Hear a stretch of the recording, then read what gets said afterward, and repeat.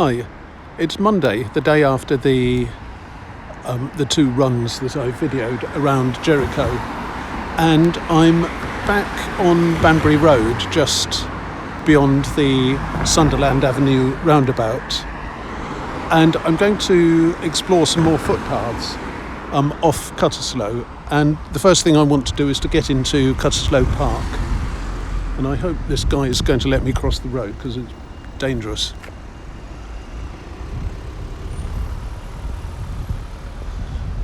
There are various entrances to the park, and I want to get in there because one of the footpaths leaves on the far side of it.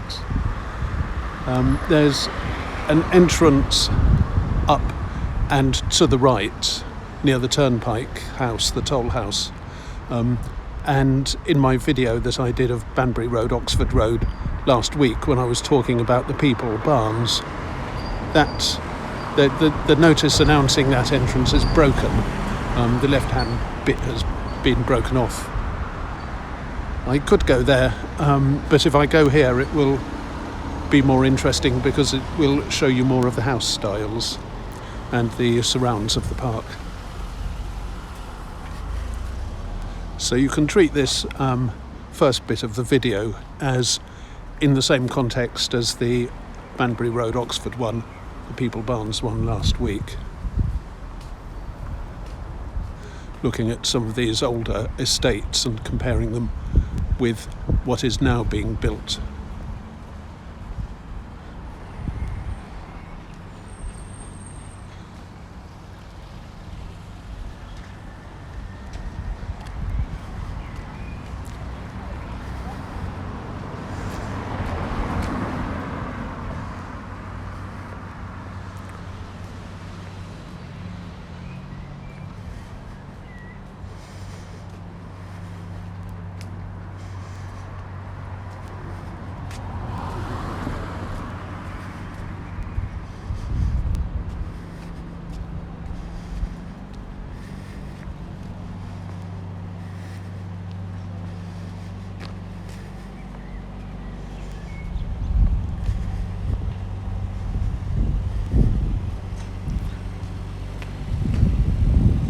And these, by the style, I'd say, are almost certainly council flats. I don't know whether any of them have been sold off for private occupation, but originally they were probably all council.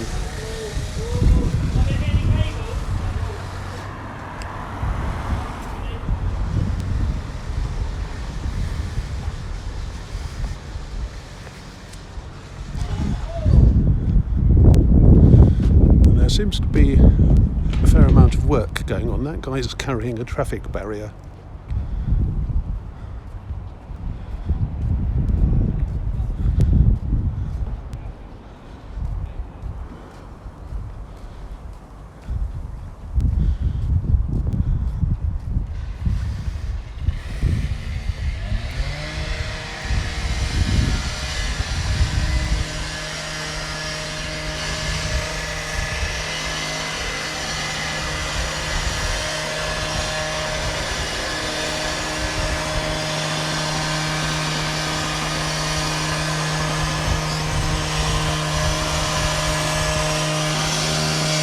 And I do wish they wouldn't do that, because I'm sure it must be against public safety rules. Such huge quantities of stone dust going into the air like that.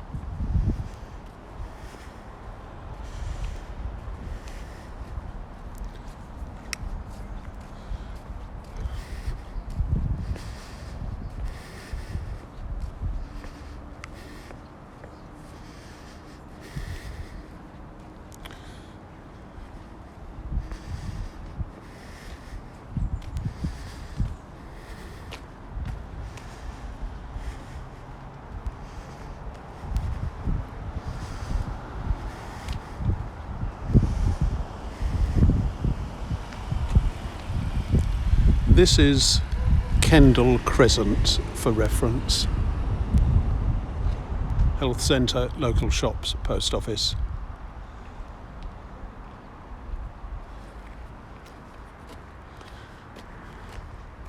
And if you're stuck out here for any reason, it's worth knowing about the shops. One of the convenience store has quite a large range of useful items, not just snacks.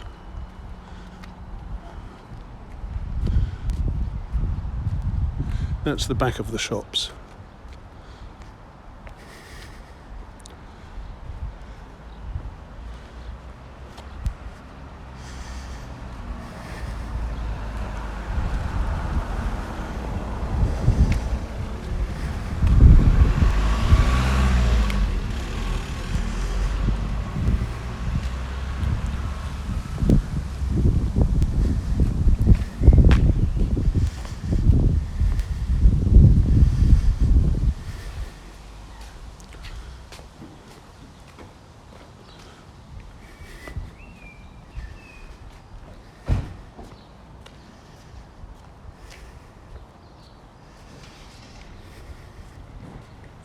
That's the convenience store.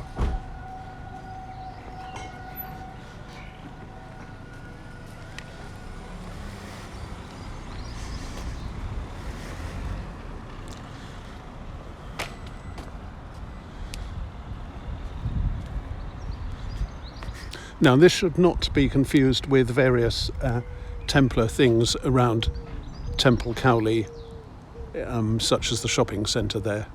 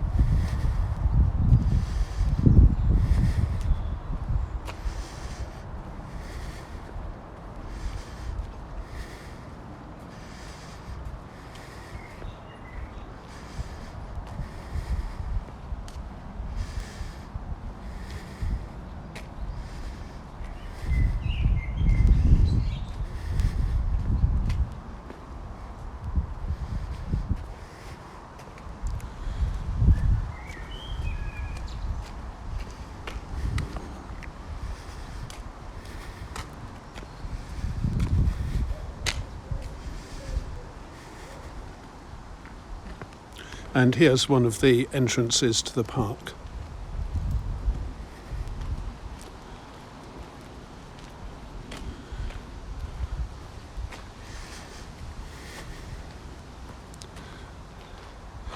So as a reminder, this is sort of north and in the same direction as the Banbury Road, the Park and Ride, the Sainsbury's in Kidlington. Behind me is to Oxford city centre.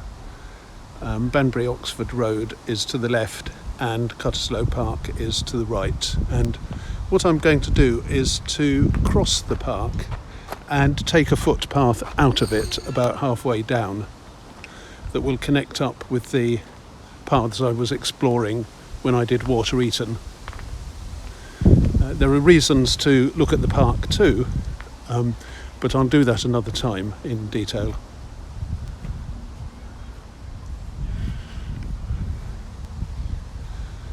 And I do think this is rather nice. If those are council flats, having council flats border this big green space rather than hugely expensive private ones selling for about £1 million each, I think it's rather nice to do that, have social housing in this sort of setting.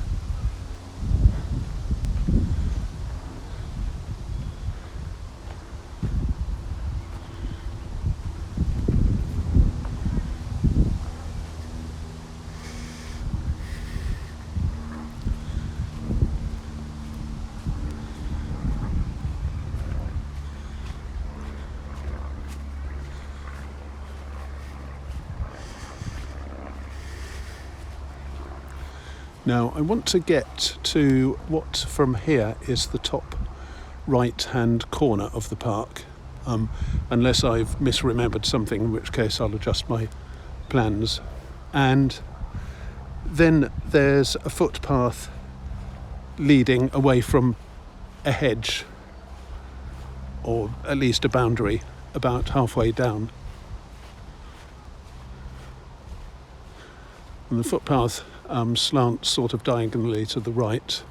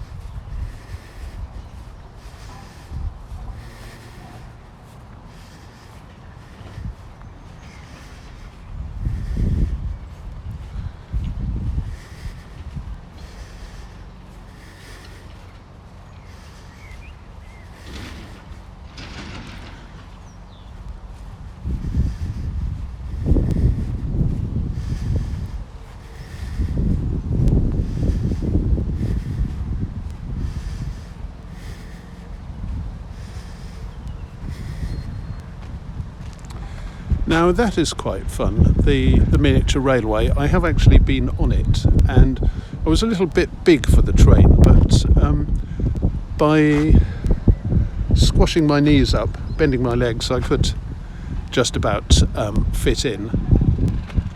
And it's not something you ride on every day. And that is the railway.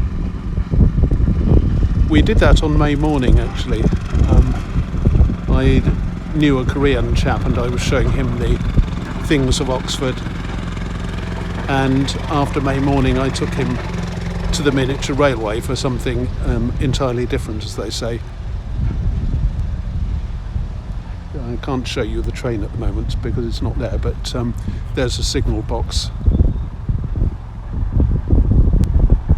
and there's a railway bridge.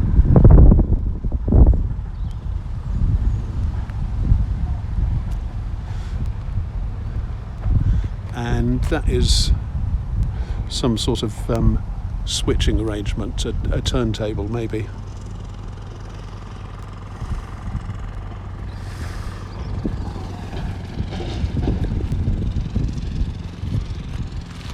Operated by the City of Oxford Society of Model Engineers, and I'm sure if you look that up you'll find their website. That's the timetable.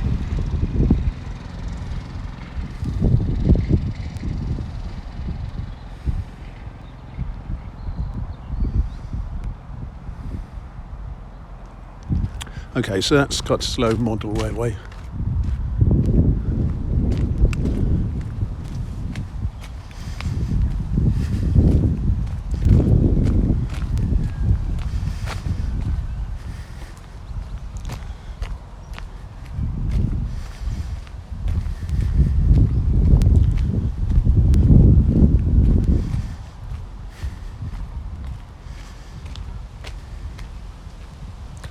And here we have pointers to various facilities in the park.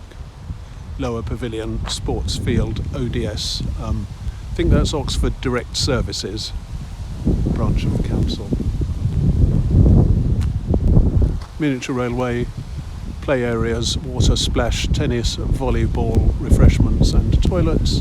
Top Pavilion and toilets.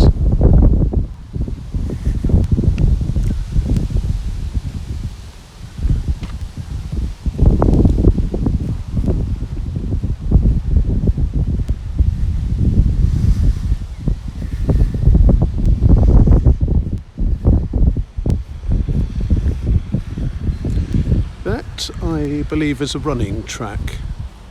I mean, you can run all over the park, but they set up a running track maybe, I don't know, 20 years ago.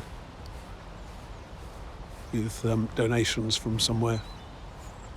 I think it was themed as peace.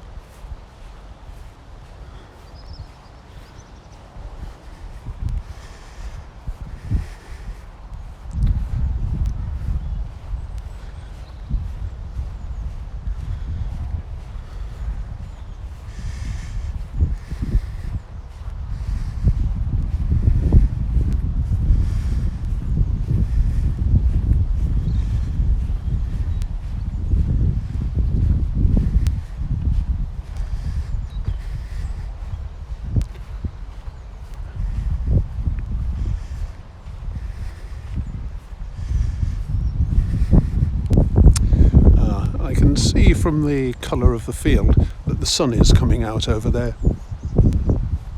Hasn't reached here yet.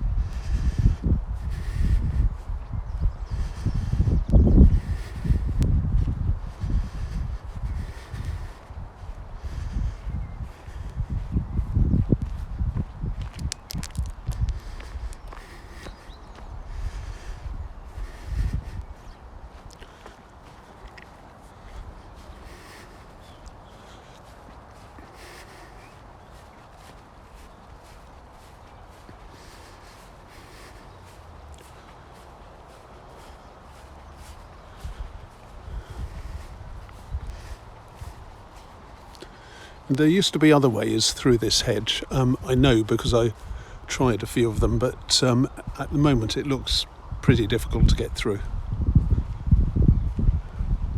Oh no, hang on, there's something.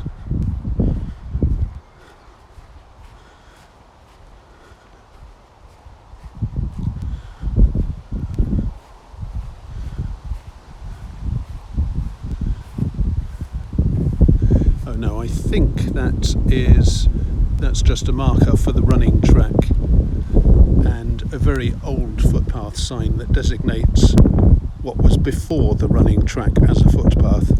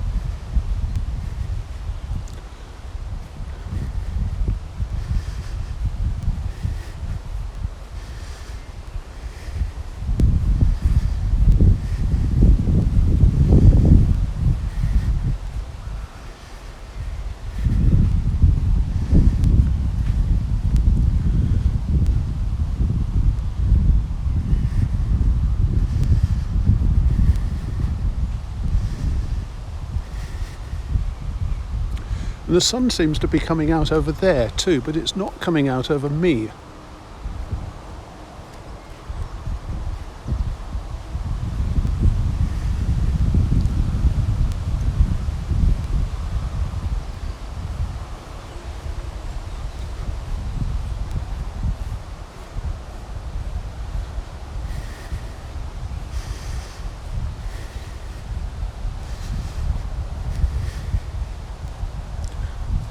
That's a nice place to sit.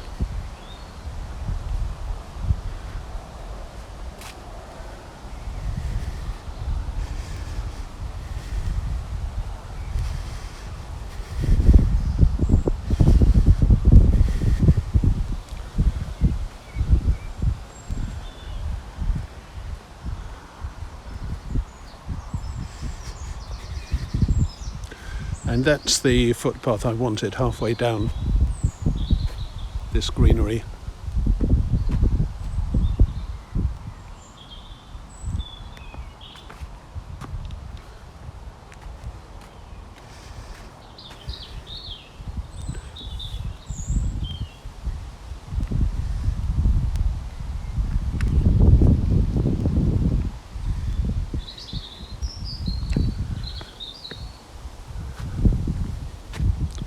And I'm going to start by going diagonally to the right. And this brings back to mind a rather disgusting story.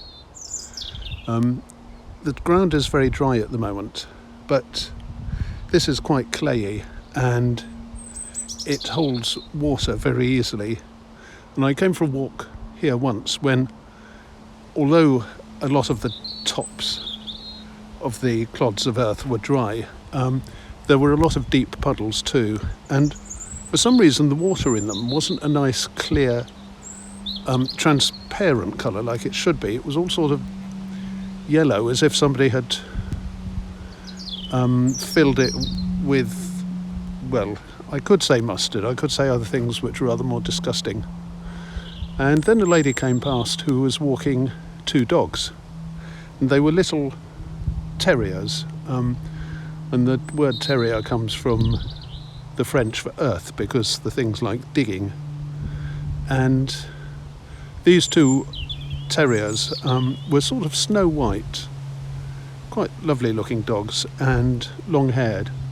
And then suddenly they got into the puddles and they looked as though they'd been covered with, I can only say, baby diarrhea, that sort of pungent yellow colour. And they were absolutely disgusting. And if my view of dogs hadn't already been changed by other such events, it would have been changed by that one. I never really want to see a terrier again after that.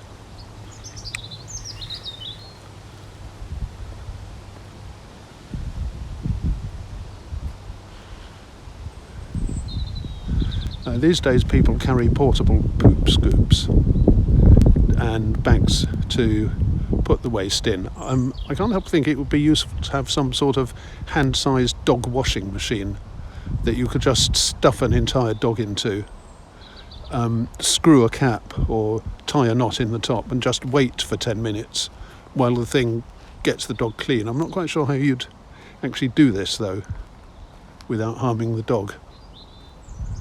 Ideas on a postcard please, or in a comment.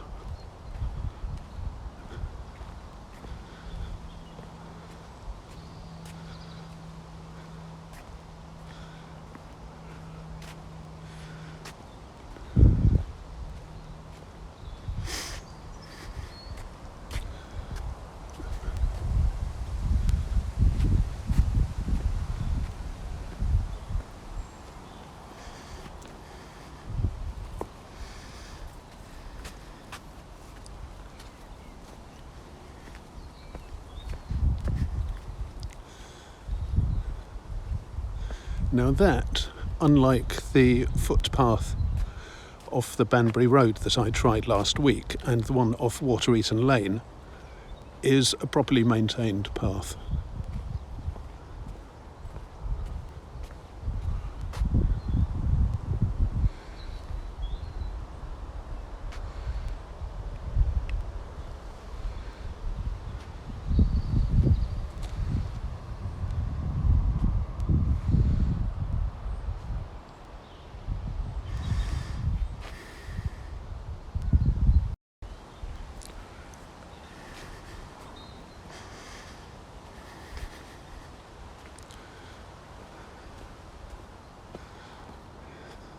As ever, there are lines of pylons marching across the land.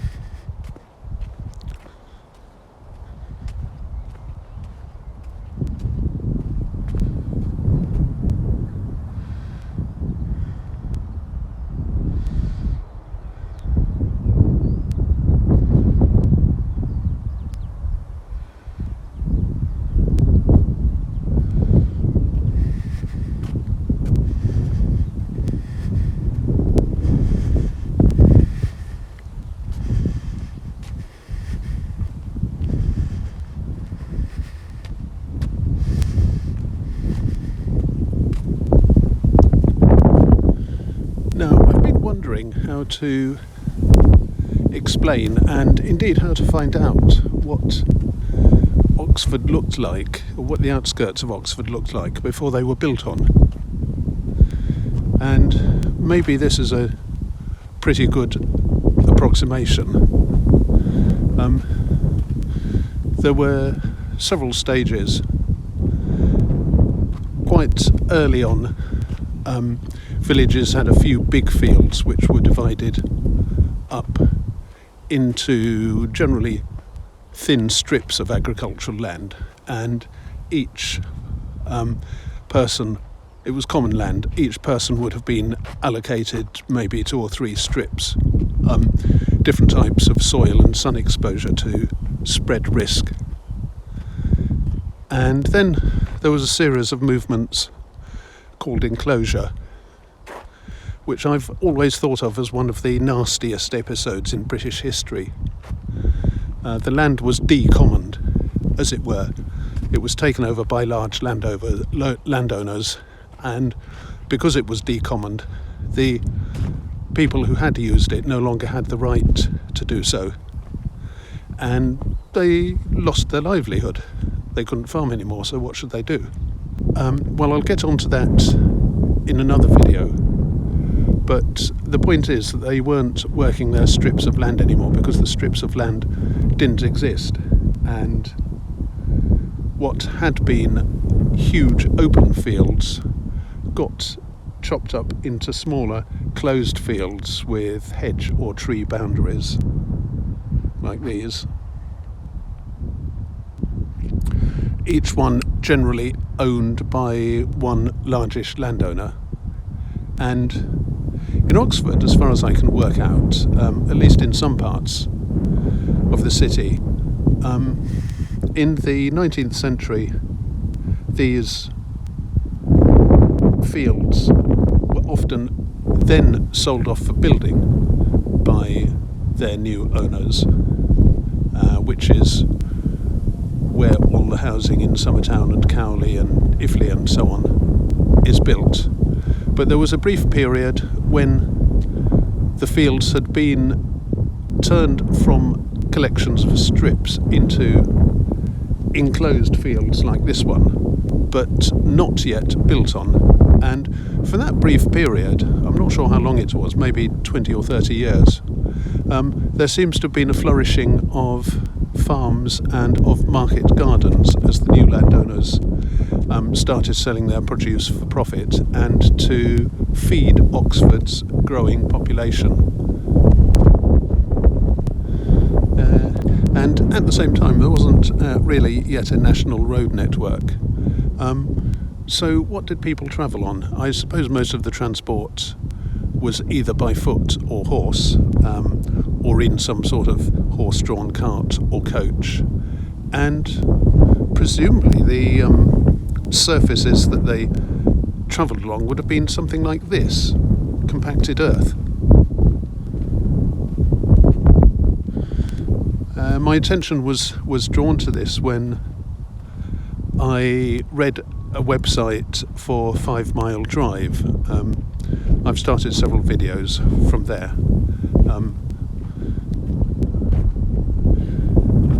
The website talks about a raised footpath going from Wolvercote First Turn to what is now the roundabout that was built in the early 19th century, funded or provoked in some way by the university, because then walking was a popular sport. Undergraduates and academic staff liked to walk the countryside, and one of the favourite walks was from St Giles to 5 Mile Drive and back, though I think at the time 5 Mile Drive was actually known as something like Horsemonger Avenue. And that footpath was built so that the students didn't have to get their feet wet, and it raised to the point that presumably neither Woodstock nor Banbury roads existed then. There certainly wasn't any need for them to put houses on, because the housing hadn't been built. So I suppose the walkers, the students, the university dons were walking to 5 Mile Drive and back largely through something like this and on something like this. By the way, there were market gardens around North Oxford. I've seen them mentioned on a Cowley website, but they were also around North Oxford. The road Plantation Avenue, or is it Plantation Road, gets its name from that. One novel set in 1881 describes the land between the city centre and Summertown as a ragged patchwork of new housing, market gardens and farms.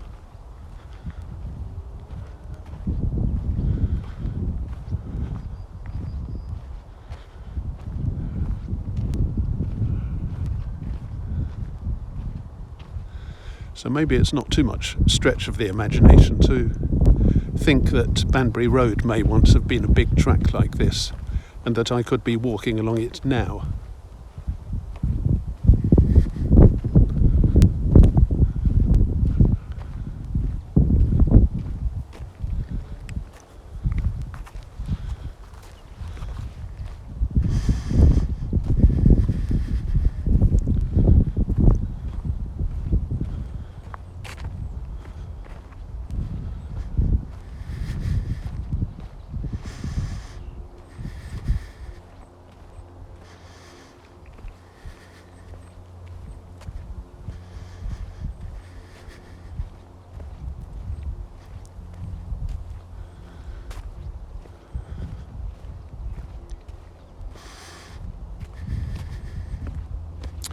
Oh, thank goodness the sun has come out and it now feels properly warm.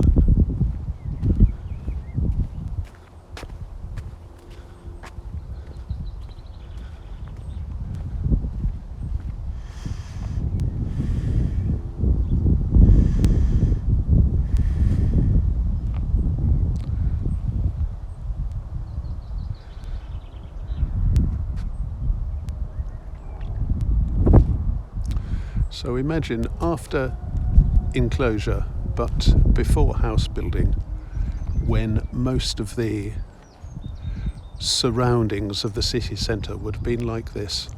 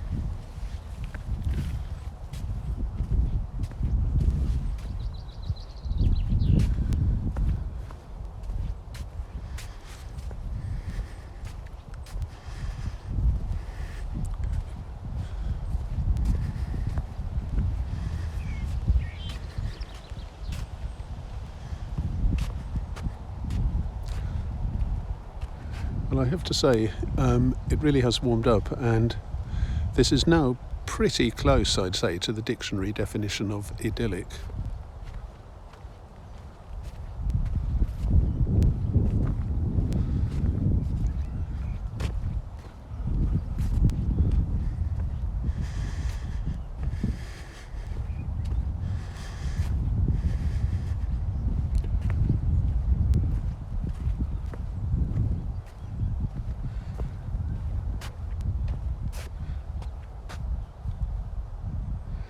I'm not sure, but I think those sticky up trees in the distance, far distance, might be the poplars that I saw much closer from the buttercup fields that I explored last week.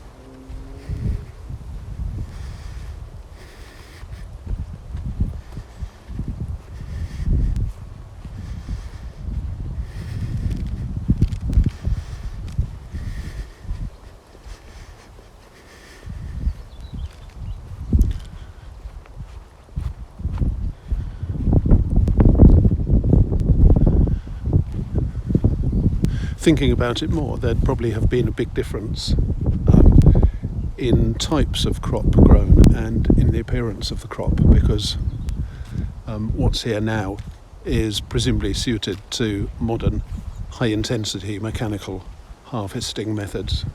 They wouldn't have had those in the 19th century.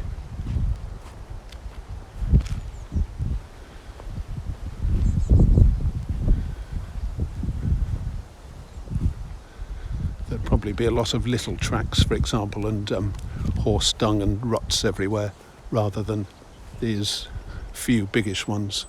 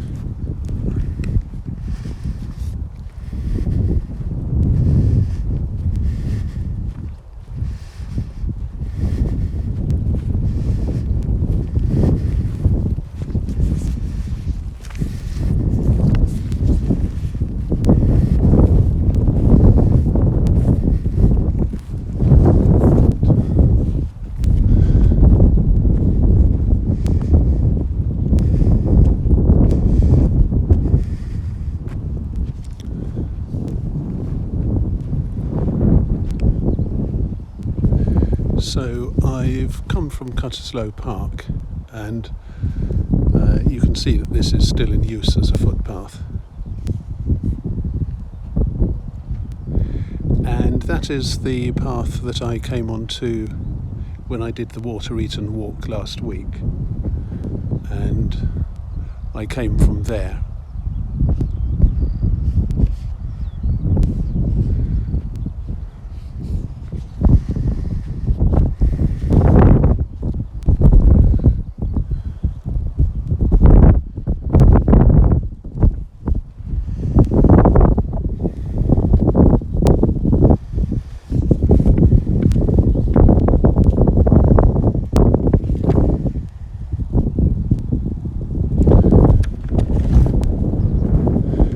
Let's go past the manor again.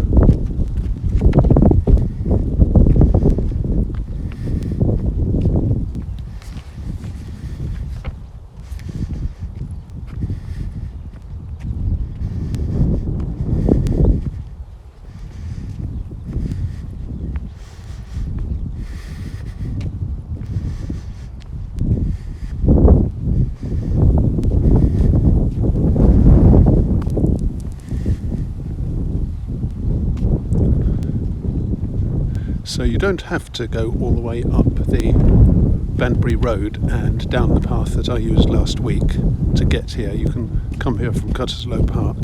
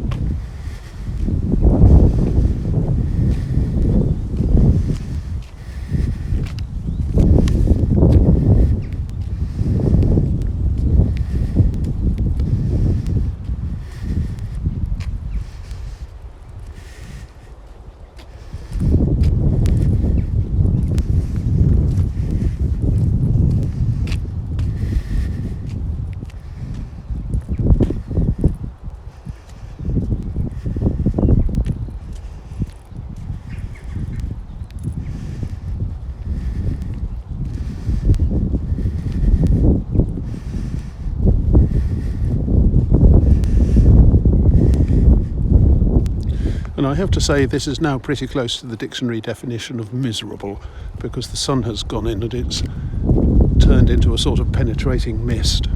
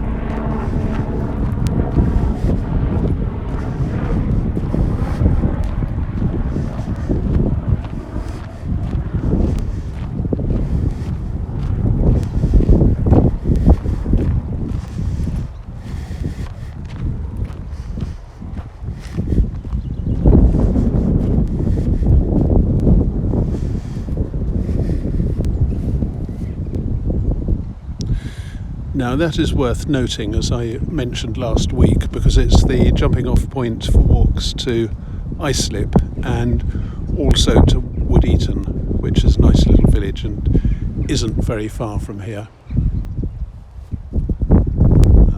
down there.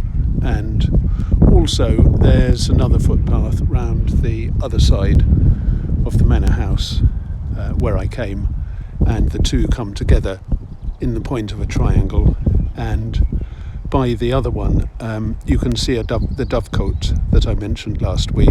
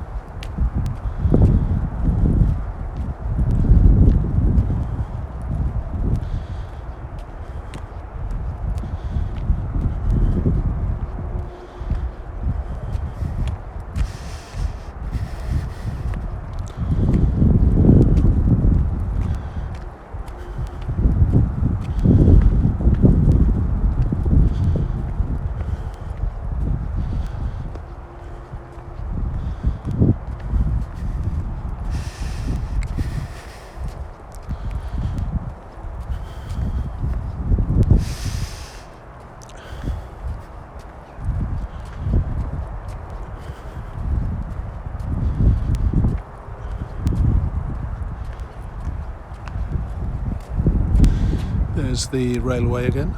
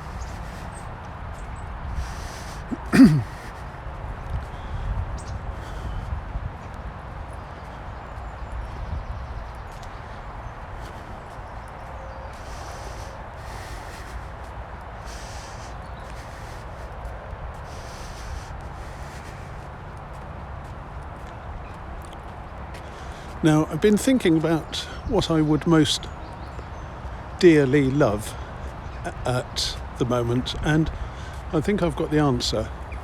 What I want is a huge, great tanker. I think a tanker containing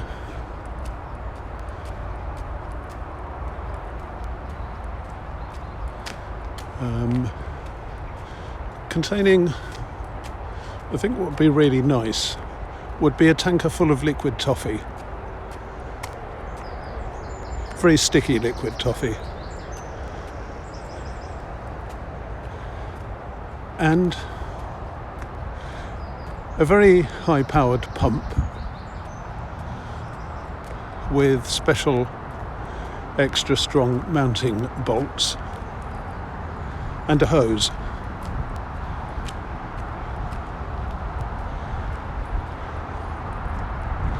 And then say 2 of these, 1 for each lane. And I would just stand here with a friend doing duty for the other lane and fill this road with toffee, trapping the cars and lorries like flies in amber to be uncovered by future archaeologists 300 million years hence. And then we would actually get some peace and quiet instead of this infernal row. Infernal or eternal, either word works.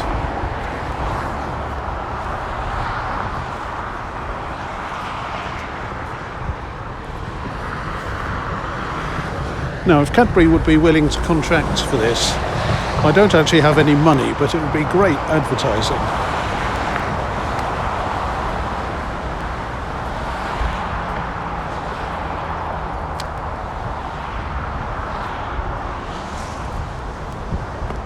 You could use those disgusting little circular toffees that always come wrapped in silver paper and chocolate boxes and that nobody dares eat because it will pull their teeth out.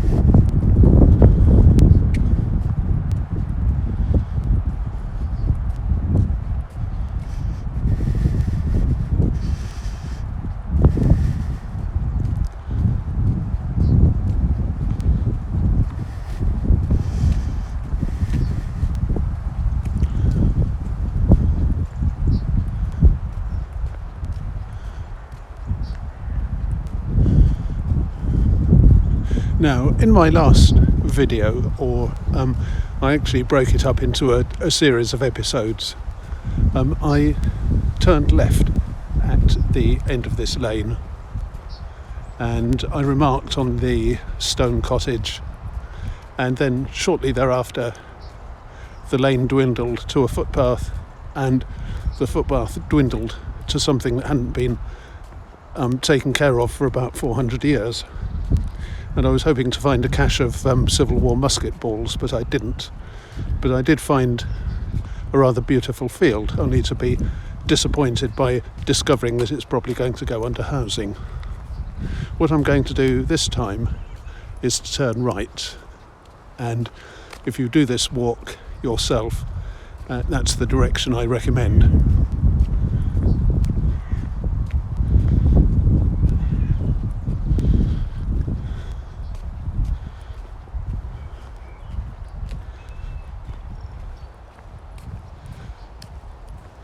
Public Bridle Way, Water Eaton Lane.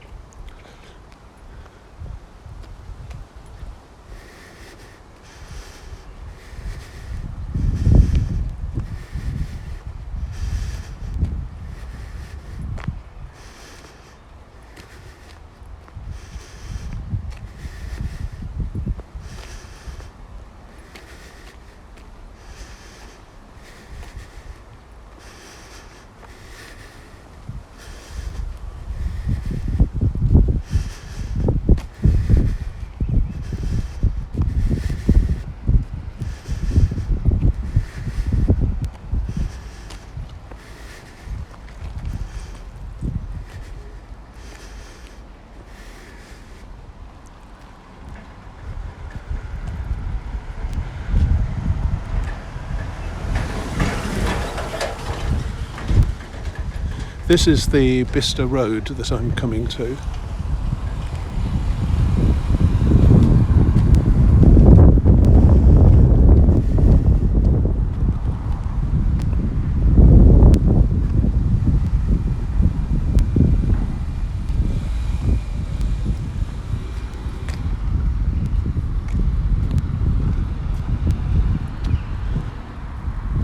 That's the Miller and Carter. I'm not sure how long it's been called that.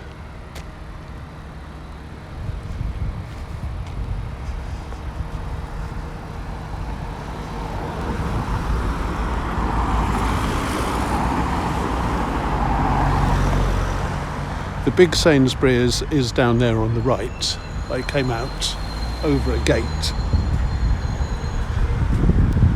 when I came out of that field.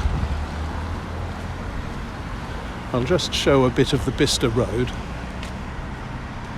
It's not all that interesting because it doesn't go very far as part of Kidlington or Gosford.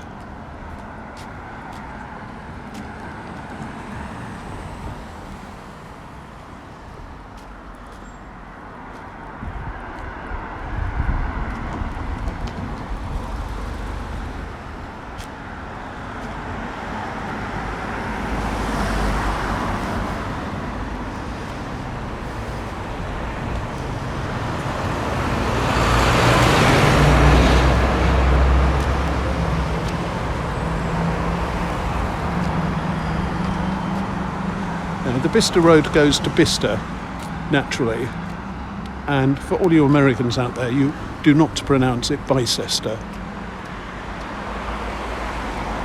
It also goes to Islip before that, if you walk along it and eventually turn right.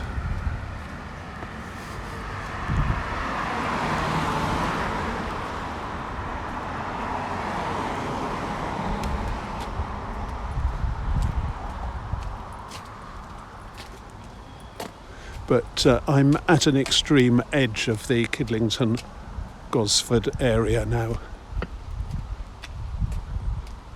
So there isn't very much beyond here.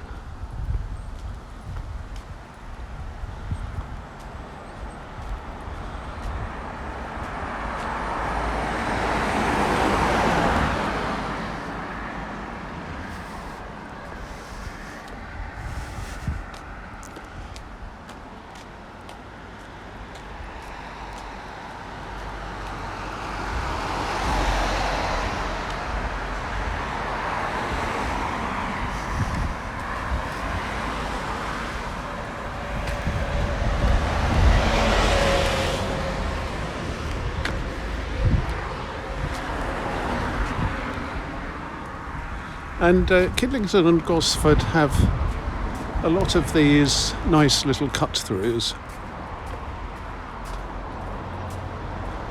which allow you to explore between the houses.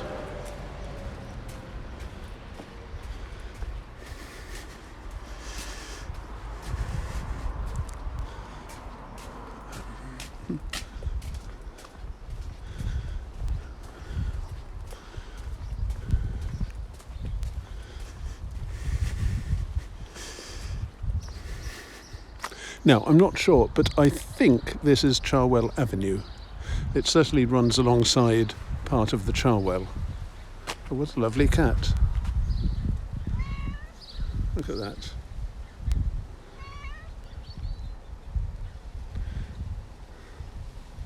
It's like a woolly caterpillar.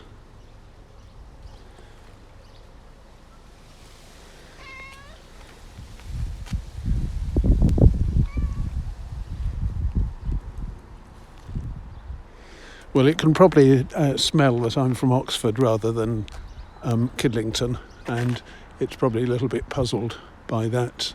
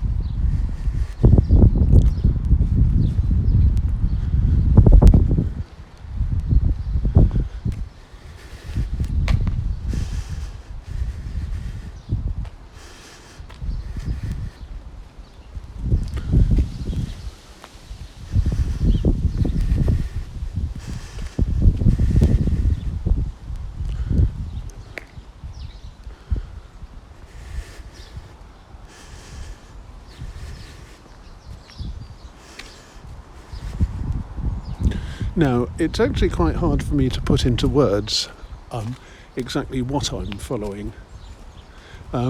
It's largely muscle memory of what worked in previous walks.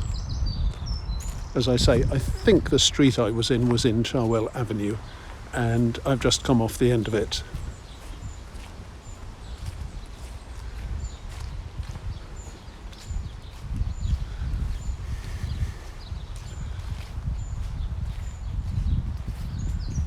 That certainly looks as though it could be a branch of the Cherwell.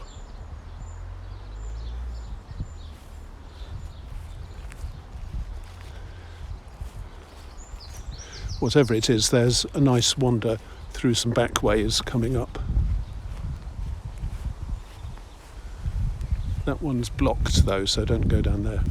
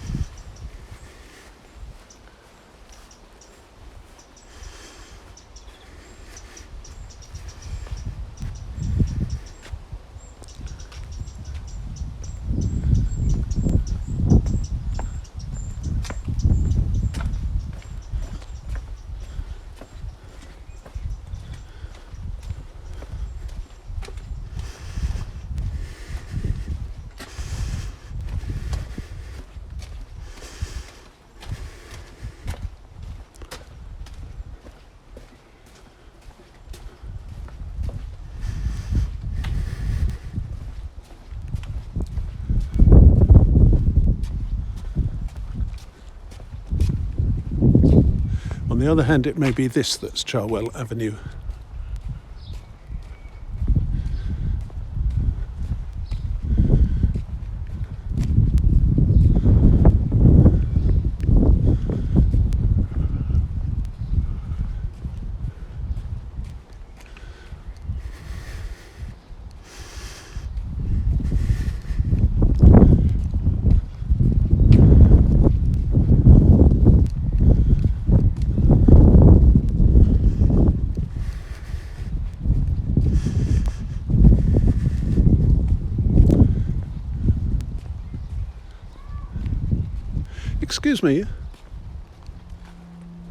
Excuse me, what's the name of the street?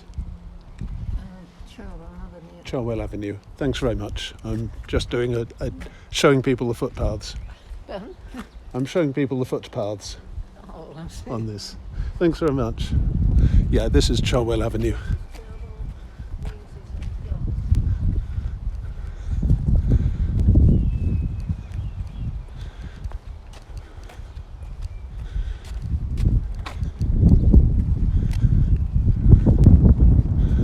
What I'm doing, I think some fairly low-level part of my brain is following some sort of internal map, but it isn't really telling me what it knows about the names of the paths.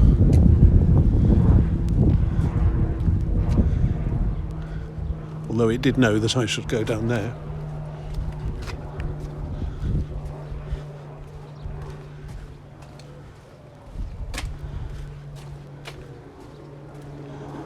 And this is one of my favourites, actually.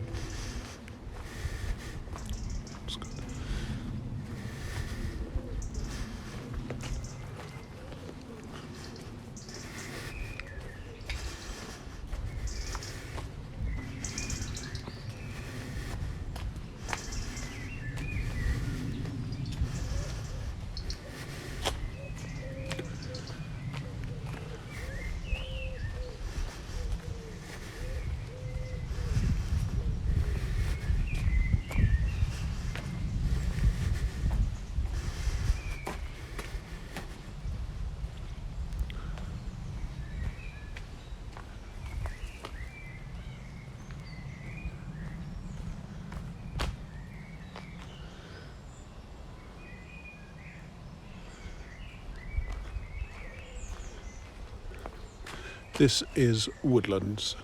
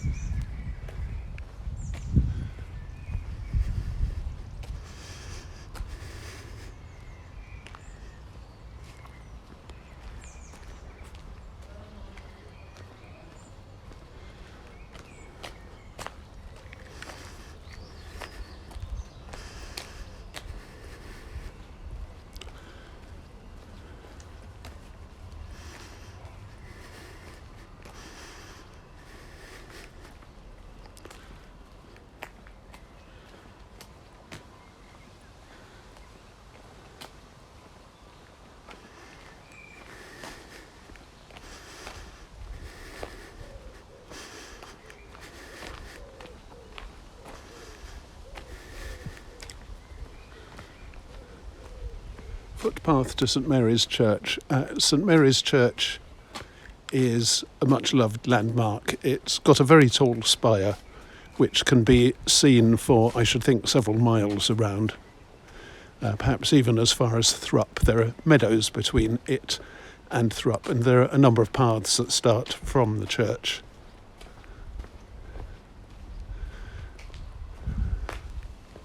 And in fact, the countryside around Kidlington is so good that I'd say that if you can find a period of good weather,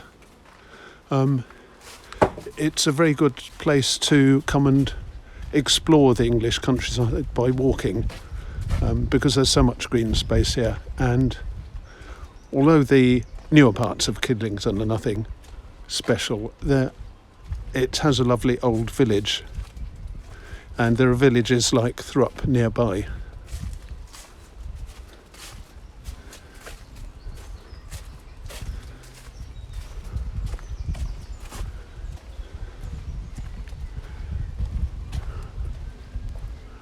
That was an unpaid announcement for the Kidlington Tourist Board, and there actually is one.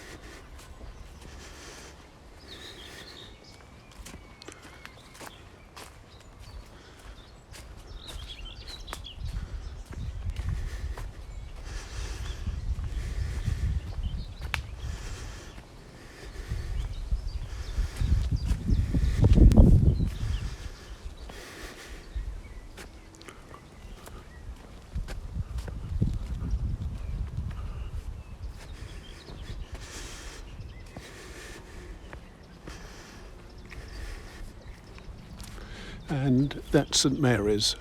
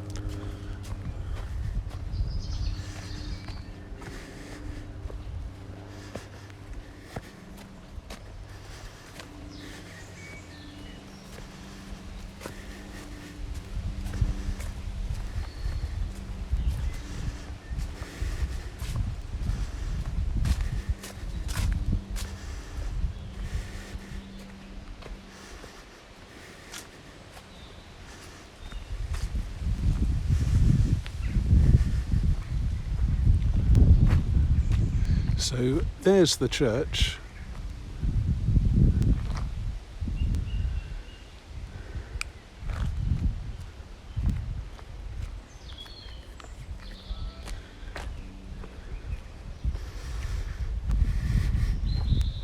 I'm not sure, but I think those might have been almshouses.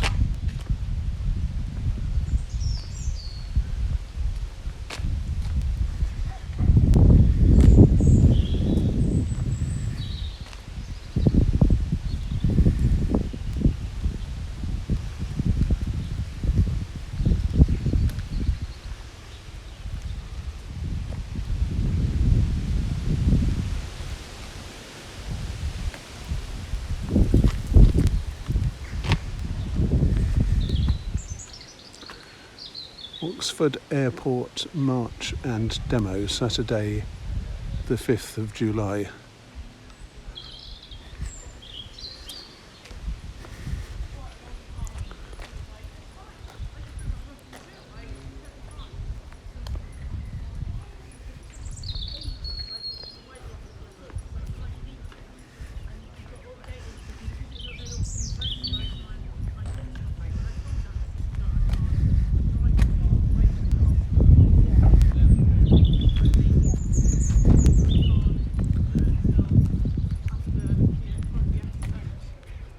These are worth knowing about if you're in the area. Every Sunday until September, afternoon tea is 3 to 5. They do very good cakes, homemade.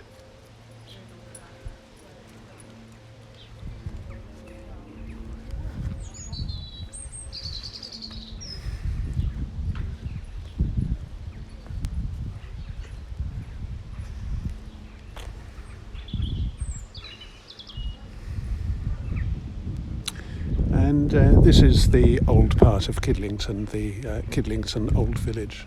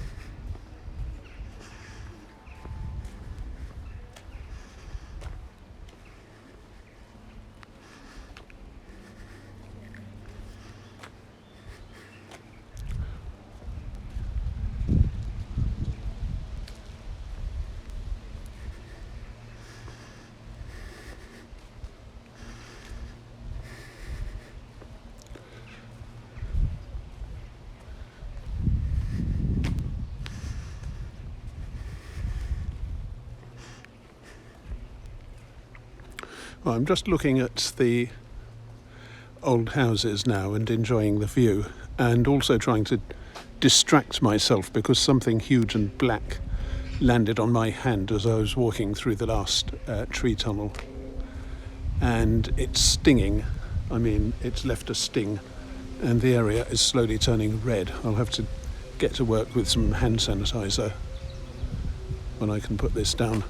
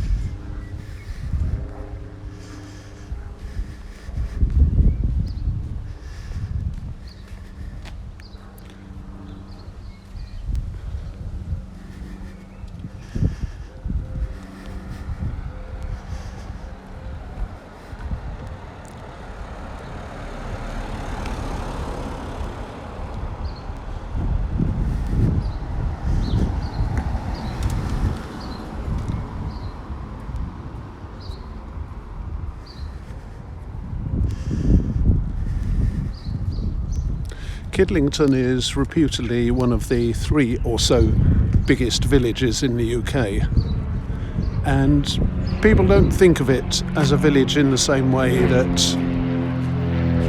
say, Water Eaton, Wood Eaton, Noak, Islip, and other villages in the area are. Its villageness is sort of obscured by all the 1930s and upwards housing, and it's just too big to feel the same as the others. But I suppose if things had been different, all that Kidlington had might have been this, and the development would have taken place elsewhere. Maybe Noak, for example, would be a sort of super Kidlington instead of this being one.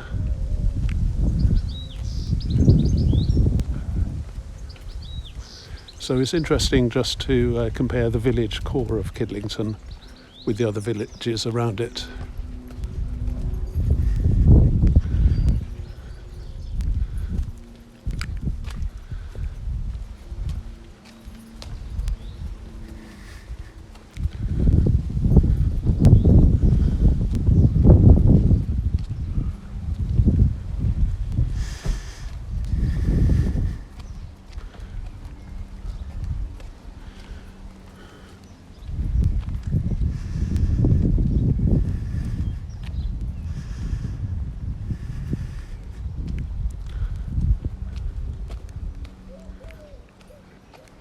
I'm pretty sure that one of the houses on the right used to be a pub, but sadly it now isn't.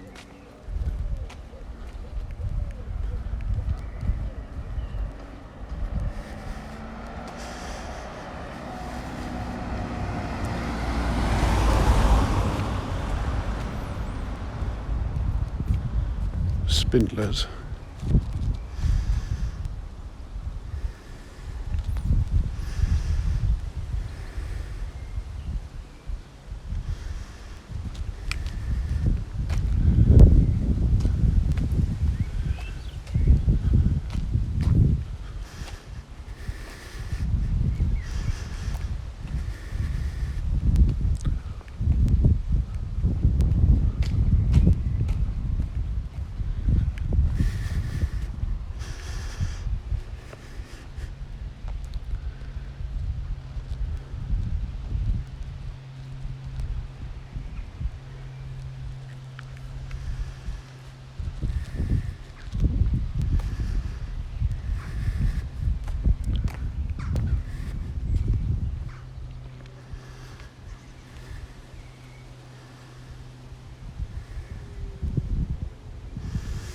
Looking at it, I think that might have been the pub.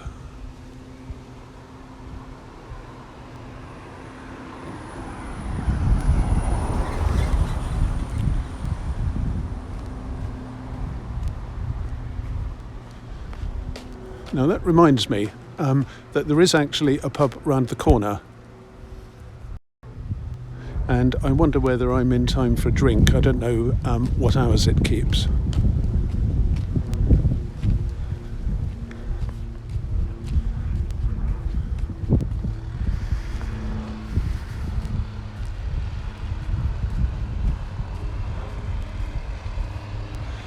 Some directions first. We're now near the so-called civilised bit of Kidlington. If you go along there, you come to most of the supermarkets. There's a Tesco, there's a Costa, there's a local butcher's shop. There are other shops, independent and national chain. And if you turn left, then you're basically on the Banbury Road, and you just follow direction, following the straight line all the way back to Oxford city centre.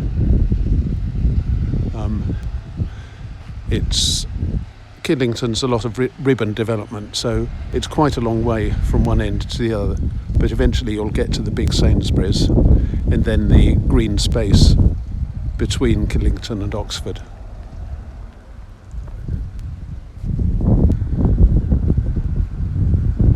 Alternatively, you can turn left here and curve right a little bit and then left again. And I think I'm right in saying that takes you down Evans Lane eventually, and then you come out onto the Kidlington main road, whatever they call their equivalent of the Banbury Road. This is Church Street. That is High Street.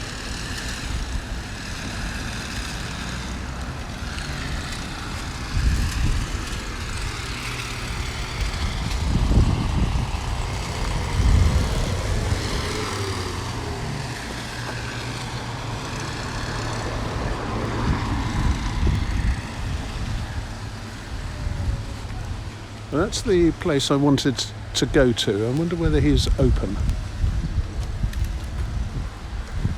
Looks as though he is, judging by those two.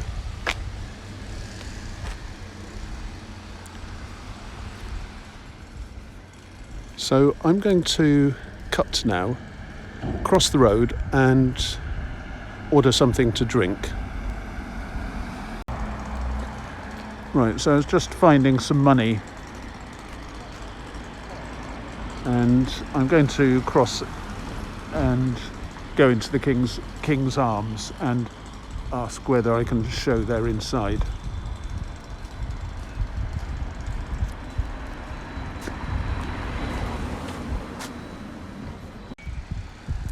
Okay, well, this is the King's Arms. I've ordered a pint and asked the landlord whether I can film inside, and he is okay with that. It's a nice, small, friendly and definitely locals pub. Got a courtyard, which is where I'm sitting. It's open every day, which is worth checking these days because after COVID so many pubs are not, like the Isis Farmhouse Tavern down by Iffley Lock, for example. And he's got 3 beers on hand pump, which seemed from the one I've had to be very well kept. There's Vale Shark, there's a porter, and I must admit I went for the strongest one, which is 4.8, because I've got to walk back to Oxford and I want something to keep me going. So I had a pint of that, and I've forgotten what it is, but it's moderately hoppy, got sort of marmalade aftertaste, and it's interestingly flavoured and just nice. Oh, and did I say he's open every day, and he also does food every day, 12 till 9, which is also worth knowing. So I'll just go and have a quick look round the pub.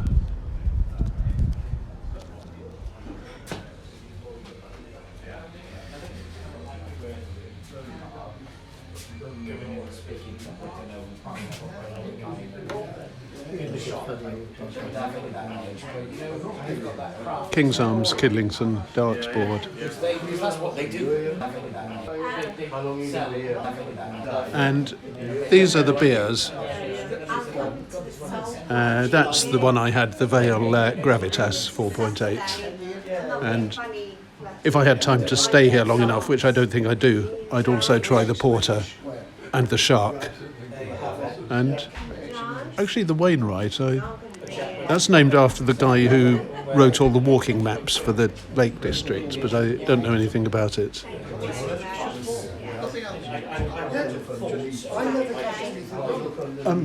Sorry.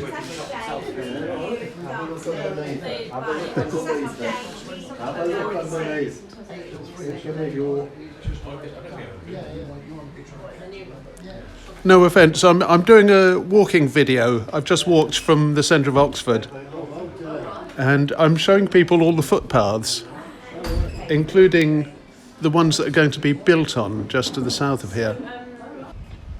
Okay, so that's the King's Arms, and I've had 1 pint of the Gravitas, and I'm going to try the Shotover Porter.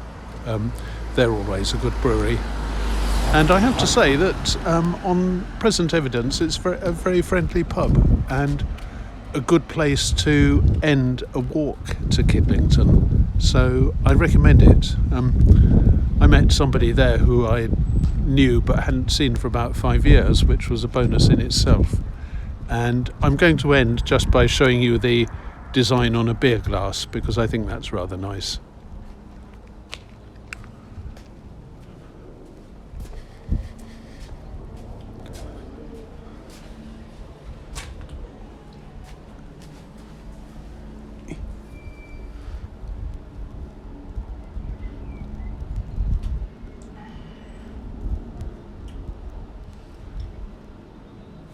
It's titled, captioned, From Grain to Glass, running down there, and it looks like a sort of cartoon of the stages in brewing.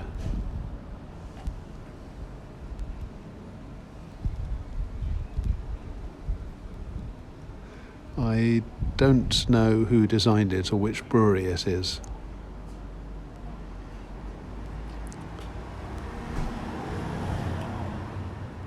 But I think it's very nicely done.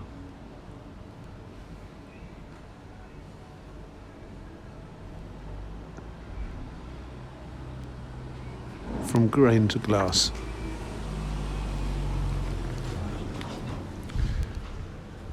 And I must say I need this, because that bite on my hand is now occupying a good proportion of about 3 knuckles. So that is Cutteslowe to Kidlington 2025. See you next time.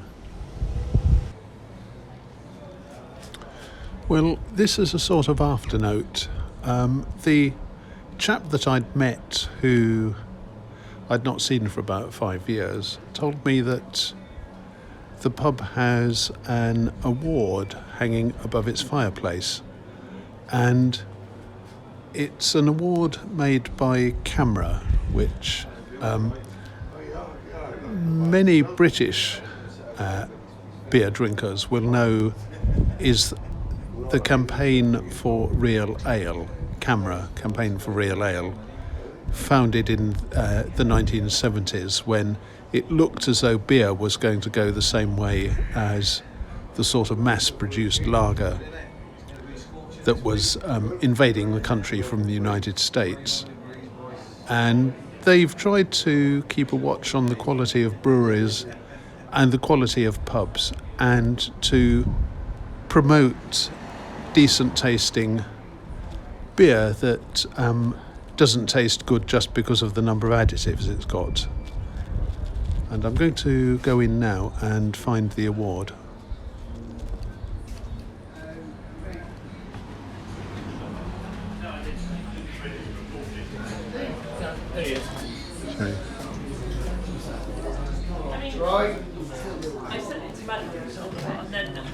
So where's the award?